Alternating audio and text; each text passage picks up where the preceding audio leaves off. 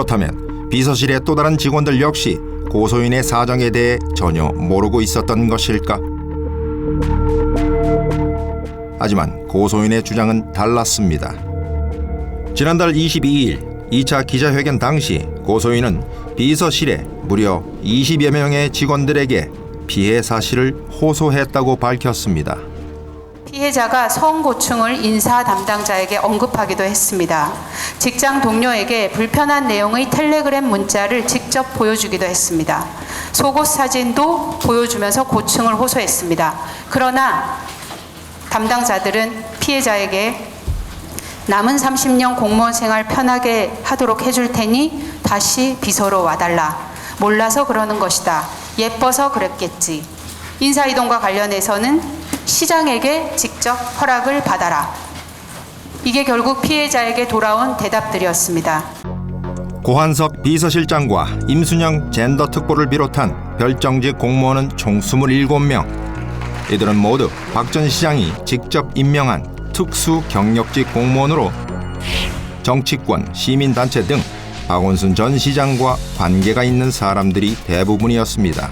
때문에 이른바 6충 비서실 사람들은 박 전 시장의 최측근으로 불렸습니다. 우리는 이들에게 고소인의 주장에 대해 어떻게 생각하는지 직접 물어보기로 했습니다. 이들은 고소인의 피해 사실을 정말 몰랐던 것일까? TV 변호사님 방송국에서 만든 네. 혹시 소속 변호사님 중에 변호사님이라고 안 계세요. 퇴사하셨어요. 퇴사하셨어요? 네. 지금 현재 홈페이지에 보니까 현직이라고 돼 있어요. 그러시던데. 그 처리를 못했는데 예. 퇴사. 아, 퇴사하셨어요? 네, 아예 안 계세요. 저희 쪽에는.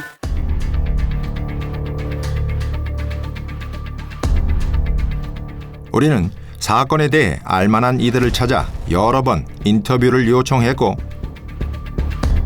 오랜 기다림 끝에 실종 전날 박 전 시장과 회의를 했다고 알려진 한 비서실 직원과 만날 수 있었습니다.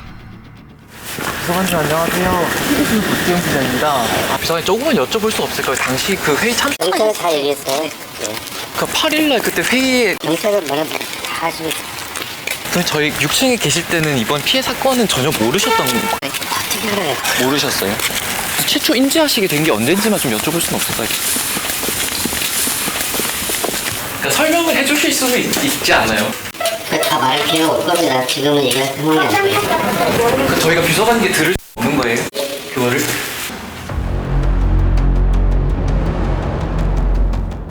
별정직 공무원들은 모두 박원순 전 시장의 임기가 종료되자 동시에 퇴직 처리되었습니다. 때문에 이미 시청을 떠난 이들을 만나는 것은 쉽지 않은 일이었습니다. 그리고 어렵게 만난 이들 역시 모두 인터뷰를 거절했습니다. 직접적으로 연관 있는 사람들이 아무 말 안 하는데 주변에서 떠드는 게 더 안 좋을 것 같아요. 쟤는 잘 알지도 못하면서 방송에서 인터뷰한다고 할 것 같고 아무튼 저는 좀 힘들 것 같아요. 그런데 우리는 취재 도중 한 시청 관계자를 통해 6충 비서실 사람들에 대한 묘한 주장을 들을 수 있었습니다. 저는 사실은 예. 그 6층에 근무하면서도 그 직원들하고 밥을 먹어본 적이 별로 없어요. 예? 아니 뭐 회식도 하고 막 그랬다고 얘기를 들었는데 그런 적 없어요. 거의 없어요. 작년에는 좀 있었는데 없어요. 원래 그 6층 안에서도 약간 별정직 분들하고 일반직 분들하고 교류가 거의 없나요? 전혀 없어요. 근데 그거 저도 궁금한 거예요. 솔직히 말해서 예. 그렇게까지 말했는데 묵살할 수 있었을까 싶은 생각이 들더라고요.